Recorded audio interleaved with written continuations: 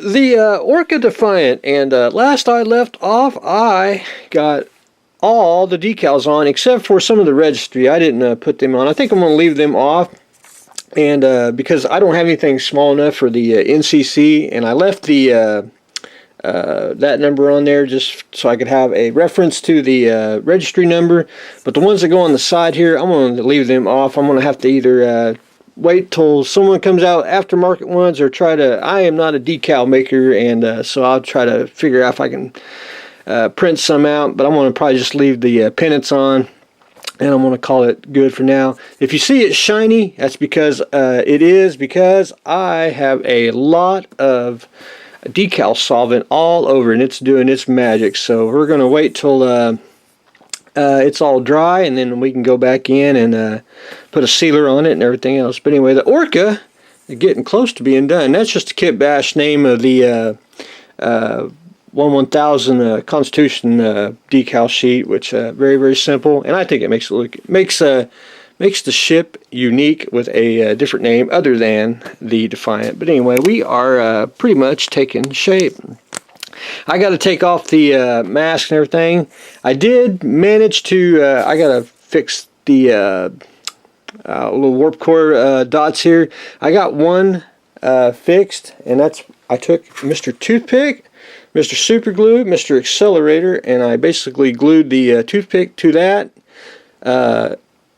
Used the accelerator to harden it, and then I pulled it up, and I got that one done. I'm going to do the same thing on the back here. That should get it even, and we'll be good to go on that. But anyway, there is that. I just got to go back in probably with a little more solution, and there's a couple places I need to take a knife and slit the decal just to get it to sit just a little bit more smooth, especially around the edges here. That's my only really complaint with some of the decals. It's just I think they should be split in two places. But anyway, I like to build the Star Trek kits because really, honestly, I actually build a lot of Star Trek kits for people, and I like to build one just to see how everything works and fits, and then I can quote and go from there. But anyway, Mr. Orca is taking shape.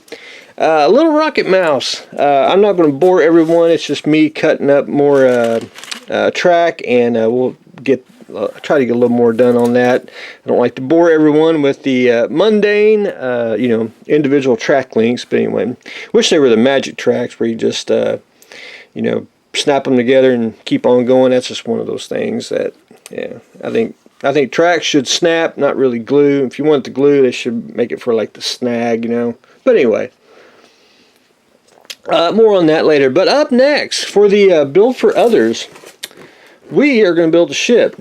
We are not going to build the USS Gearing. We are going to build the Charles P Cecil 835. So anyway, I got to build this out of the box.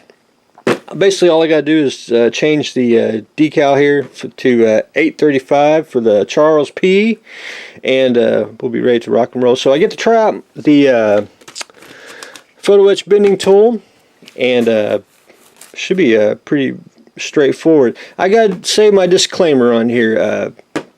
I don't normally build ships, and I'll tell everyone why. And I have to most of the time ship it. And I really can't, because you can't really ship a ship with the superstructure, with any of the rigging and all that. You can basically build it to a point, and then the rest of it will have to be assembled at the owner's place. But there is special circumstances where I do build ships where I can build it all, and special arrangements are made for it to be picked up. So anyway, we're going to be building a ship. We'll start that probably today, and then we'll continue with the updates throughout the weeks. But anyway, that's what I've got going on today. We are getting ready to build the Charles P Cecil, doing some more track on the little rocket mouse, and the Defiant Orca gets its name. So that's what I got going on today. So stay tuned for the next exciting episode.